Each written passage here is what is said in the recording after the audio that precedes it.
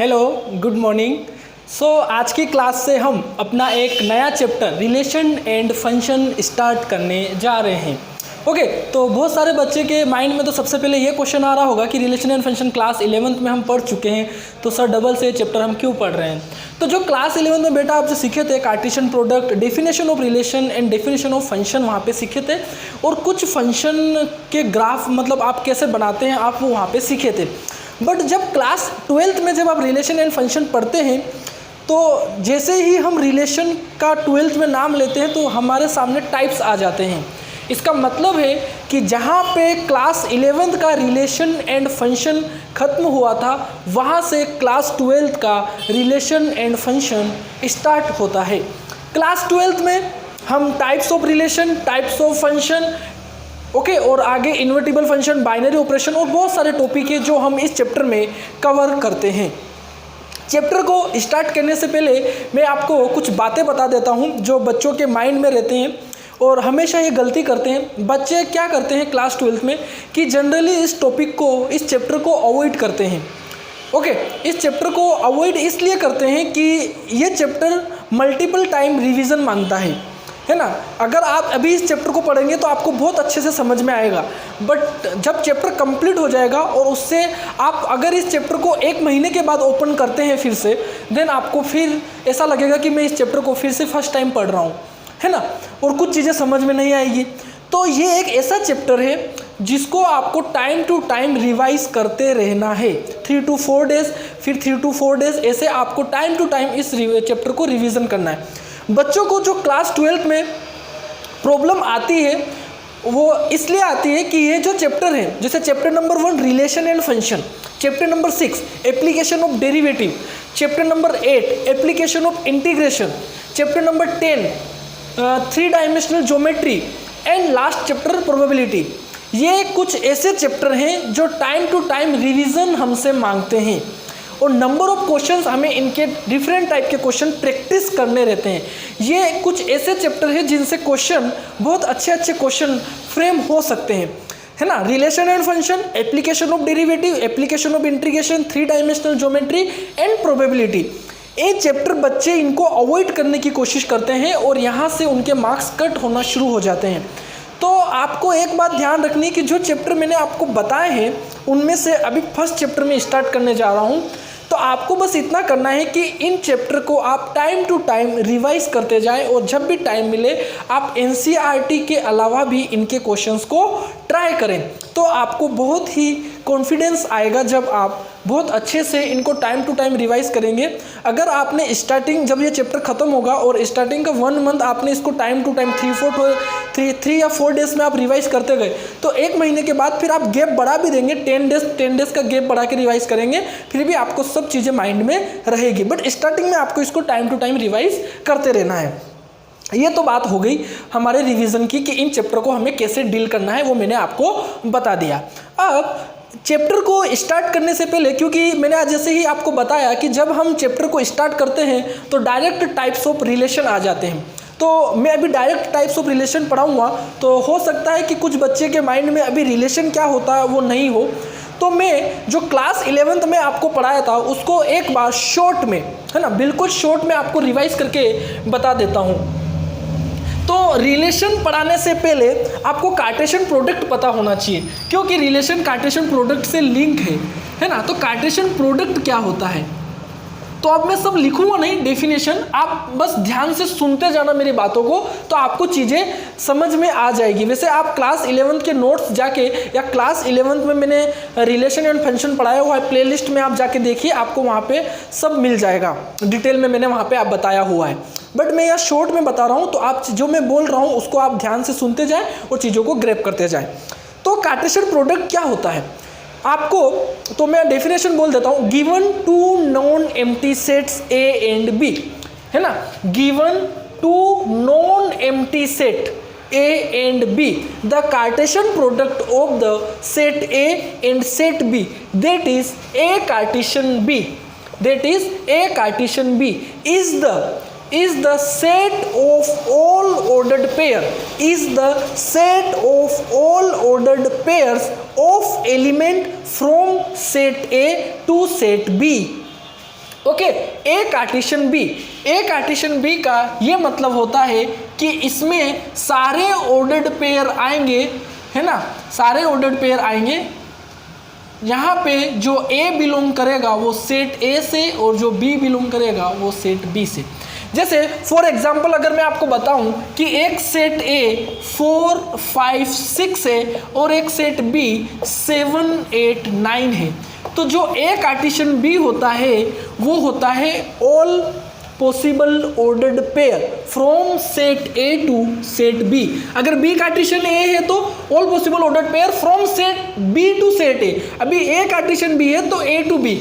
आप arrow diagram से भी बता सकते हैं 4, 5, 6, 7, 8, 9। पहले 4 की इमेज बनेगी सबके साथ, तो 4, 7, 4, 8, 4, 9।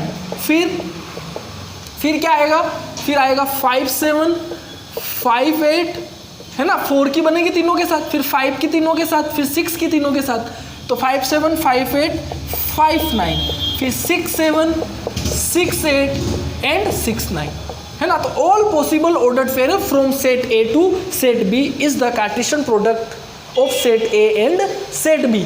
अब इतना तो आप वहां पे जान चुके थे। फिर मैंने यहाँ पे ये बताया था कि ये सारे क्या कहलाते हैं, ये सारे क्या कहलाते हैं, ऑर्डर्ड पेयर कहलाते हैं। इन सारे को हम ऑर्डर्ड पेयर्स बोलते हैं। ओके, और ऑर्डर्ड पेयर का जो फर्स्ट एलिमेंट होता है वो फर्स्ट सेट से होता है और ऑर्डर्ड पेयर का जो सेकेंड एलिमेंट होता है वो सेकेंड सेट से होता है। ऑर्डर्ड पेयर का जो फर्स्ट एलिमेंट होता है वो फर्स्ट सेट से होता है और ऑर्डर्ड पेयर का जो सेकेंड एलिमेंट होता है वो सेकेंड सेट से होता है। ठीक है, फिर कुछ नोट मैंने बताए थे और मैंने ये बताए थे कि अगर आपके पास दो सेट ए है, ये ए सेट तो नॉन एम्प्टी है बट जो बी सेट है वो एम्प्टी सेट है, तो जो ए कार्टेशियन बी आएगा वो भी एम्प्टी आएगा। आप देख सकते हो 4, 5, 6 और यहाँ पे कोई एलिमेंट नहीं है, तो क्या इसकी इमेज बन पाएगी, क्या कोई पेयर बन पाएगा, क्या नहीं बन पाएगा।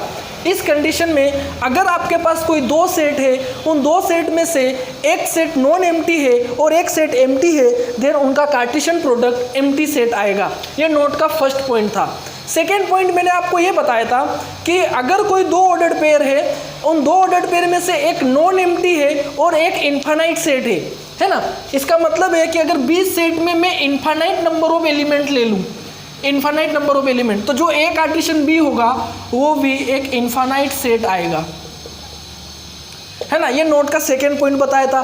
थर्ड पॉइंट ये बताया था कि दो ऑर्डर्ड पेयर्स इक्वल तब होंगे जब उनके करस्पॉन्डिंग एलिमेंट क्या हो, इक्वल हो, है ना। टू ऑर्डर्ड पेयर्स इक्वल तब होंगे जब उनके क्या हो, टू ऑर्डर्ड पेयर इक्वल कब होंगे, जब उनके करस्पॉन्डिंग एलिमेंट क्या हो, इक्वल हो, है ना। तो यहाँ से x की वैल्यू 7 और y की वैल्यू 8 आएगी।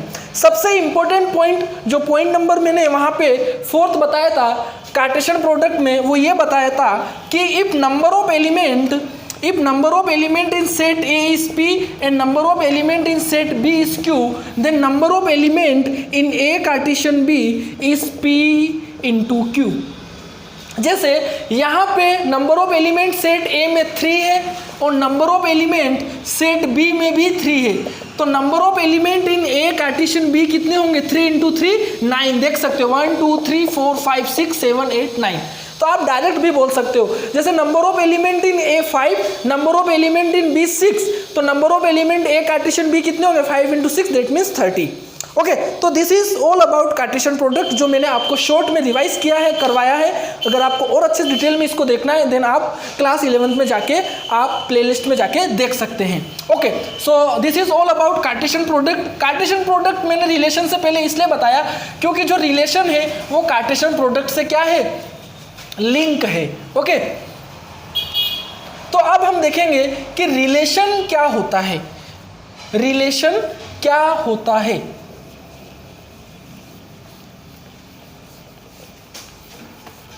ओके, अब हम देखेंगे कि कैसे रिलेशन कार्टेशियन प्रोडक्ट से लिंक है। उसके बाद रिलेशन को देखने के बाद हम अपने क्लास 12 के टॉपिक टाइप्स ऑफ रिलेशन पे आ जाएंगे। ओके, तो मैं आपको एक बार शॉर्ट में रिलेशन को रिवाइज करवा देता हूँ, है ना, जो हमने क्लास 11th में सीखा था। ठीक है, तो इधर देखेंगे सब ध्यान से। सुनते जाएंगे कि रिलेशन क्या होता है। डेफिनेशन नहीं लिखूंगा, आप मैं बोलूँगा उसको सुन लेना, है ना। रिलेशन क्या होता है?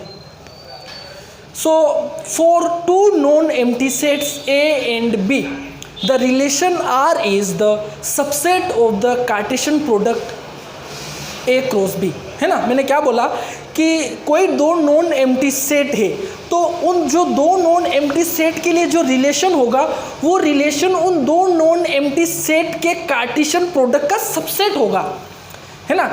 For two non-empty set A and B, the relation R is the subset of the Cartesian product of A and B. क्या बोला कि for two non-empty set A and B, the relation R is the subset of the Cartesian product A and B. मतलब अगर आप कोई relation लिखते हो किन्हीं दो नॉन एम्प्टी सेट का, तो वो रिलेशन उन नॉन एम्प्टी सेट के कार्टेशियन प्रोडक्ट का क्या होता है? सबसेट होता है। जैसे मैंने यहाँ पे कोई दो नॉन एम्प्टी सेट लिए थे और आपको पता है कि किसी भी रिलेशन को बताने के लिए हमें दो ऑब्जेक्ट की ज़रूरत होती है, तो ये मैंने दो ऑब्जेक्ट ले लिए, ऑब्जेक्ट 1 एंड ऑब्जेक्ट 2। यहाँ पे अगर मैं इनका कार्टेशियन प्रोडक्ट लिखूँ जो मैंने अभी आपको बताया था, तो वो आएगा 4 7 4 8 4 9, देन 5 7 5 8 5 9, देन 6 7 6 8 एंड 6 9, है ना। ये इनका क्या है? कार्टेशियन प्रोडक्ट है। अब मैंने ये बोला कि अगर मैं एक रिलेशन लिखता हूं इन दो कार्टेशियन प्रोडक्ट से, है ना, इन दो नॉन एम्प्टी सेट के लिए अगर मैं कोई रिलेशन डिफाइन करता हूं, तो वो जो रिलेशन होगा वो इस कार्टेशियन प्रोडक्ट का सबसेट होगा। जैसे एक रिलेशन R मैंने डिफाइन किया कि the set of all A comma B, the set of all A comma B and B equals to A plus 3 where A belongs to set A and B belongs to set B। मैंने क्या लिखा कि एक relation ordered pair A comma B में defined है, और वो defined ऐसे है कि B equal to A plus 3 है, और जो A है वो सेट A से है और जो B है वो सेट B से है। तो आप यहाँ A पुट करेंगे, है ना, आप ऑर्डर्ड पेयर लिखेंगे, तो A सबसे पहले 4 पुट करेंगे तो 4 प्लस 3 A है ना, A 4 पुट करेंगे तो B कितना मिलेगा? 7। क्या उसमें है? यस। तो 4,7। फिर A क्या पुट करेंगे? 5, तो B कितना आ जाएगा? 8, तो 5,8 क्या उसमें है? यस। फिर A कितना पुट करेंगे? 6, तो B कितना आ जाएगा? 9, तो ये आ जाएगा 6,9, ऐसे आ जाएगा। तो ये एक रिलेशन है।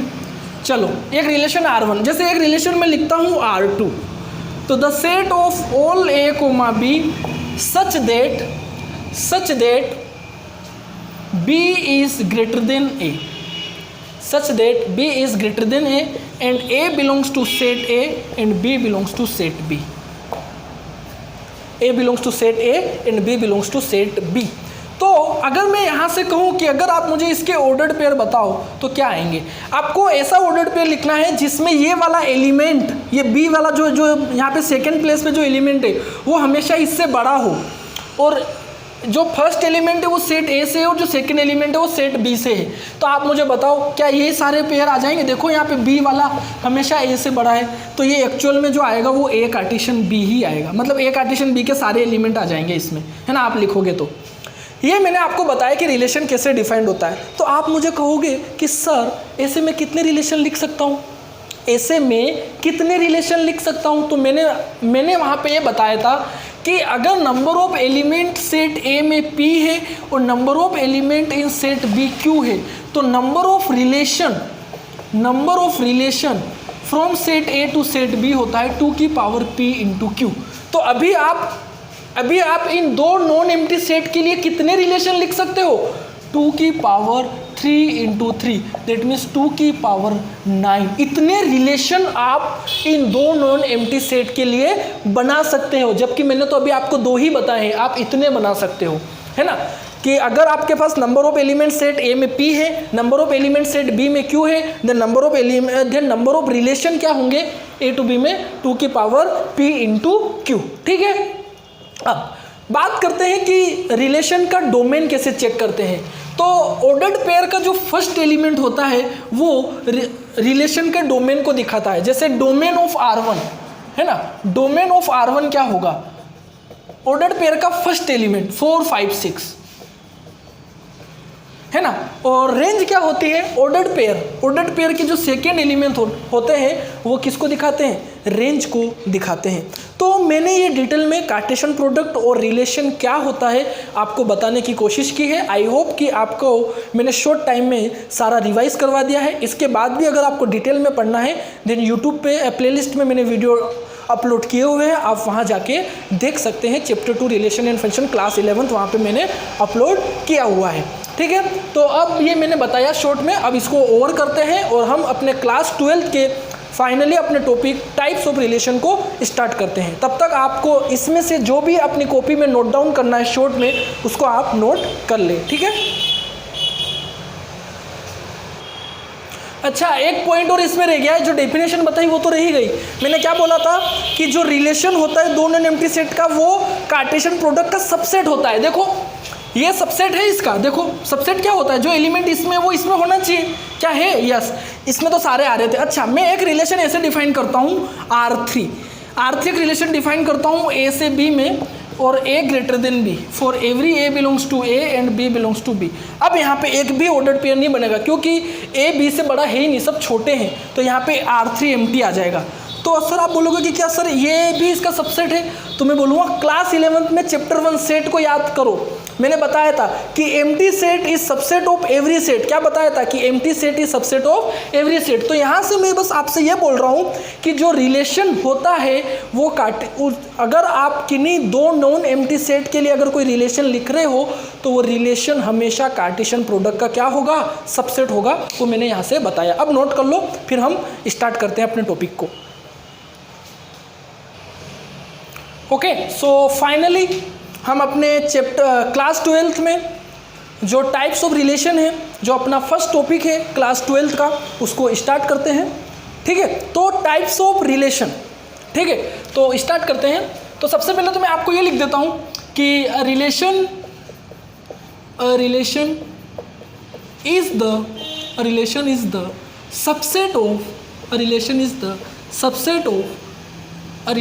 Subset of the Cartesian product, है ना। जैसा कि मैंने आपको बता दिया कि आप कोई भी रिलेशन लिखो किन्हीं भी दो सेट के लिए, नॉन एम्प्टी सेट के लिए, वो उनका सबसेट होगा, ठीक है। Okay, very good. अब हम डिफाइन करते हैं कि let a relation R in the set A. इसका क्या मतलब हुआ कि एक रिलेशन सेट ए में डिफाइंड है ना। इसका मतलब है कि वो जो उसने ए की, देखो A relation R in the set A, इस ए और इस ए में डिफरेंस, यहाँ पे ये सेट ए है, तो एक रिलेशन सेट ए में डिफाइंड है ना। ऑन द आर बोल सकते हो। ऑन का मतलब होता है कि उसमें है ए टू ए, है ना। जैसे ए कार्टेशियन ए होगा यहाँ पे, A relation R on the set A. इसका मतलब है कि ये जो रिलेशन आर है, ये रिलेशन जो आर है, ये सबसेट होगा ए कार्टेशियन ए का। यहाँ पे मैंने दो अलग अलग सेट नहीं लिए, एक ही सेट ए ले लिया, है ना, इसी का इसके साथ कार्टेशियन। तो जो रिलेशन आप इसके लिए लिखोगे, इस सेट के लिए लिखोगे, तो इसका जब कार्टेशियन लोगे तो वो रिलेशन उसका सबसेट आएगा। वेरी गुड, आएगा। और एक तरीका और होता है इसको लिखने का कि जो रिलेशन है वो ए टू ए में डिफाइंड है। इसको कैसे रीड करते हैं, relation R defined from A to A, है ना, relation R defined from A to A. और रिलेशन जो आर है वो सबसेट, जो रिलेशन है वो सबसेट है ए कार्टेशियन ए का, ठीक है। अब जो रिलेशन जो सेट ए है उसको मैं मान लेता हूँ कि 2 3 4 5। अब आपको ए कार्टेशियन ए लिखना है, ए कार्टेशियन ए लिखना है, तो क्या होगा 2 2 2 3 2 4 2 5। आप एरो डायग्राम बना लेना, ओके, अगर बनाना हो तो 3 2 3 3 3 4 और 3 5, 4 2 4 3 4 4 and 4 5, 5 2 5 3 5 4 एंड 5 5, है ना। मैंने क्या लिखा कि मैंने मान लिया कि एक रिलेशन आर है सेट ए में, है ना। अब वो रिलेशन सेट ए में है, तो अगर आप ए कार्टेशियन ए लोगे तो वो उसका क्या होगा, ए कार्टेशियन ए लोगे, है ना, ए कार्टेशियन ए लोगे तो वो रिलेशन उसका क्या होगा, सबसेट होगा, ठीक है। और एक तरीका और होता है इसको दिखाने का कि रिलेशन, इसको रीड करते हैं कि रिलेशन आर ए टू ए में डिफाइंड है ना। वो बस मैंने लिख दिया, कभी अगर आप यूज़ करेंगे तो हम ऐसे, अगर ऐसा कि लिखा हुआ है इसका मतलब क्या होता है वो मैंने आपको बताया। फिर एक रिलेशन ए ले लिया और उसका कार्टेशियन मैंने यहाँ पे लिख दिया।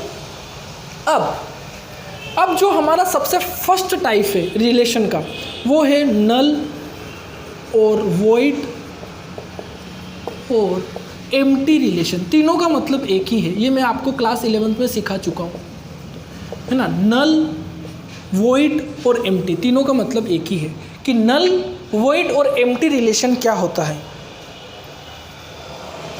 यहाँ से आप देख के ही बता सकते हो कि नल, वॉइड और एम्प्टी रिलेशन मतलब उसमें कोई ऑर्डर्ड पेयर नहीं होगा, उस रिलेशन में कोई ऑर्डर्ड पेयर नहीं होगा। जैसे फॉर एग्जांपल मैं आपको एक रिलेशन लिखता हूँ यहाँ पे R इक्वल्स टू, इसके लिए कोई डेफिनेशन नहीं दे रहा हूँ, आप यहाँ से देख के ही बता सकते हो। क्यों हम मेमोराइज करें जब हम यहाँ से देख के ही बोल सकते हैं कि सेट को नल, वॉइड और एम्प्टी, इसका मतलब है कि इसके रिलेशन में कोई ऑर्डर्ड पेयर नहीं होगा, ठीक है। तो एक रिलेशन में लिखता हूँ कि the set of all A comma B such that B is equal to A plus 6 where A belongs to A and B is also belongs to A. क्योंकि हमने एक ही सेट लिया है ना, दो सेट नहीं लिए, एक ही लिया है, ठीक है। अब आप मुझे बताओ कि क्या ये रिलेशन इस डेफिनेशन के लिए क्या ऑर्डर्ड पेयर बनाएगा, ये रिलेशन इस डेफिनेशन के लिए क्या ऑर्डर्ड पेयर बनाएगा। ए आप क्या रखोगे, 2 रखोगे। अगर आप ए 2 रखते हो तो आपको बी 8 मिल रहा है, तो और जो बी है वो भी ए से ही होना चाहिए। तो क्या ए में 8 है क्या, सेट ए में 8 है क्या, नहीं, 5 तक ही है। जब ए 2 रखने पर आपको बी 8 मिल रहा है, तो जब आप ए 3 रखोगे तो बी और 9 मिलेगा और बड़ी वैल्यू मिलेगी। तो क्या आपका कोई भी ऑर्डर्ड पेयर बन रहा है, जो आपका फर्स्ट ऑर्डर्ड पेयर बन रहा है वो 2,8 बन रहा है, और ये भी ए से होना चाहिए, ये भी सेट ए से होना चाहिए, ये भी सेट ए से होना चाहिए। ये तो सेट ए में है क्योंकि ये आप रख रहे हो, बट क्या जो बी रखने के बाद जो आ रहा है क्या वो सेट ए में है क्या, नहीं है। तो क्या ऑर्डर्ड पेयर बन पाएगा क्या, नहीं बन पाएगा। इस कंडीशन में जो रिलेशन आएगा वो रिलेशन क्या आएगा, एम्प्टी रिलेशन आएगा। क्या आएगा, एम्प्टी। तो इसी को हम बोलते हैं एम्प्टी और नल और वॉइड रिलेशन, है ना, यही होता है, ठीक है। तो हम और देखो ये जो रिलेशन आर आया ये एम्प्टी आया, और आप देख सकते हो एम्प्टी सेट, जो एम्प्टी रिलेशन है ये क्या है, सबसेट है ए कार्टेशियन ए का, है ना। Empty set is the subset of every set. तो ये जो एम्प्टी रिलेशन ये भी तो इसका क्या है, सबसेट है, ओके। तो फर्स्ट टाइप मैंने बताया कि नल और वॉइड और एम्प्टी रिलेशन क्या होता है, ऐसा रिलेशन जिसमें कोई ऑर्डर्ड पेयर नहीं हो उसको हम बोलते हैं एम्प्टी रिलेशन। उसको मैंने आपको इसके सपोर्ट में आपको एग्जाम्पल भी बताया, आप इसको नोट करो, फिर मैं अगला टाइप बताता हूँ, ओके। तो आपने टाइप 1 में सीखा कि नल, वॉइड और एम्प्टी रिलेशन क्या होता है। टाइप 2 है यूनिवर्सल रिलेशन, है ना, यूनिवर्सल रिलेशन। यूनिवर्सल रिलेशन क्या होता है, ठीक है। तो हम लिखेंगे कि each element of set A is related to every element of set B.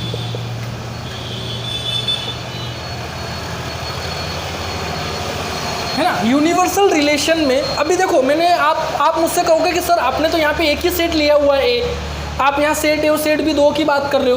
तो मैं आपसे ये कहूँगा कि बेटा अगर कोई 2 सेट होते हैं ना, मैंने ये 2 नॉन एम्प्टी सेट के लिए डेफिनेशन लिखी है, पर अभी मैं सेट ए के लिए भी बता दूंगा, है ना। इसका ये मतलब है कि अगर आपके पास कोई 2 नॉन एम्प्टी सेट है तो सेट ए के जितने भी एलिमेंट है उनका सेट बी के साथ कोई ना कोई रिलेशन हो। Each element of set A is related to, मतलब सेट ए में जैसे मान लो कि 2 3 है और सेट बी में मान लो कि 4 5 है, तो उसका कहने का मतलब है कि सेट ए का ईच एलिमेंट सेट बी के साथ किसी तरह से रिलेटेड हो, सेट बी के हर एलिमेंट के साथ किसी तरह से रिलेटेड हो।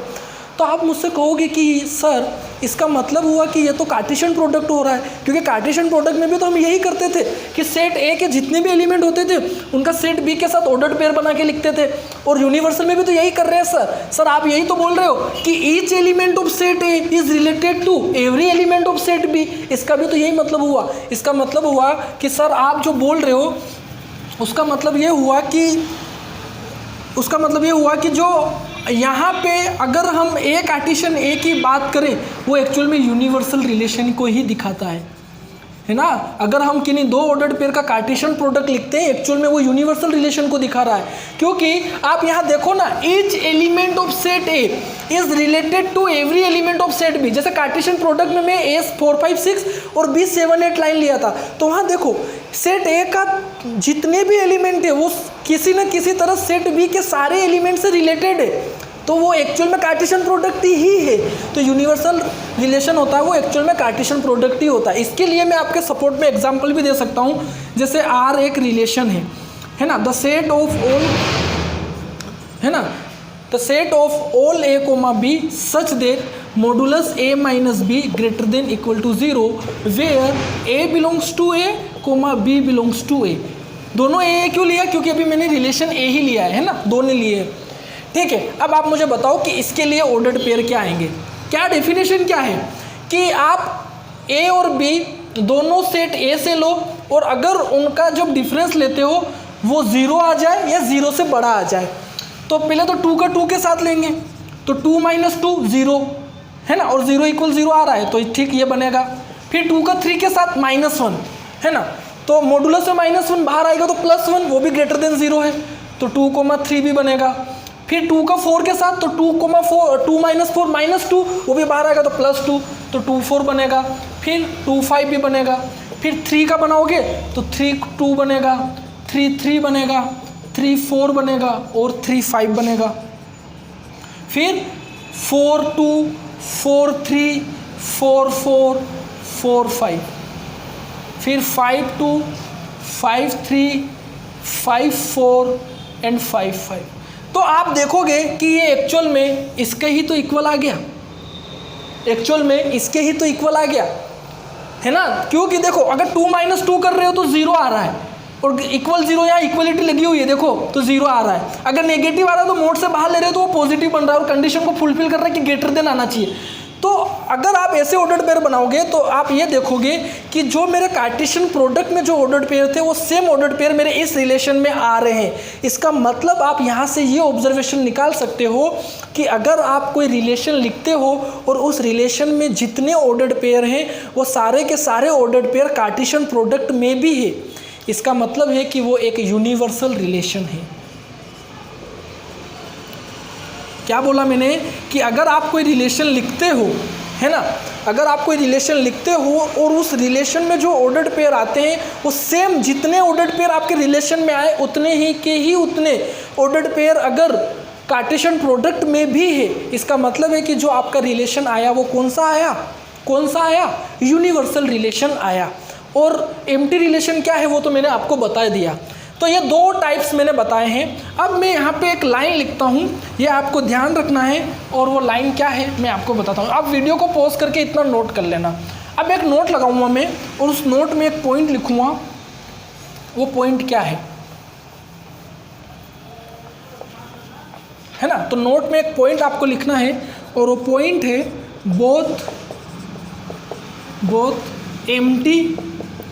बोथ एम्प्टी और universal relation, both empty or universal relations are sometimes called as trivial relation। ठीक है, एम्प्टी और यूनिवर्सल दोनों को हम ट्राइवल रिलेशन भी कहते हैं। मतलब अगर आपसे कहा जाता है कि ट्राइवल रिलेशन क्या होता है, तो एम्प्टी और यूनिवर्सल दोनों को मिला के जो रिलेशन बनता है उनको हम ट्राइवल रिलेशंस भी बोलते हैं, है ना। यही तो है कि बोथ एम्प्टी और universal relation are sometimes called as trivial relations. Okay, तो ये 2 रिलेशन हमने आज सीखे हैं। अब यहाँ से आगे हम नेक्स्ट क्लास में सीखेंगे reflexive, symmetric and transitive relation. बहुत इंपॉर्टेंट है और जो हमारी एक्सरसाइज 1.1 है वो उन्हीं पे बेस्ड है। ओके, तो यहाँ तक आप अपना वर्क कंप्लीट करके रखें, फिर इससे आगे हम नेक्स्ट क्लास में पढ़ेंगे। ओके, तब तक अपना ध्यान रखें और हमेशा खुश रहें। बाय।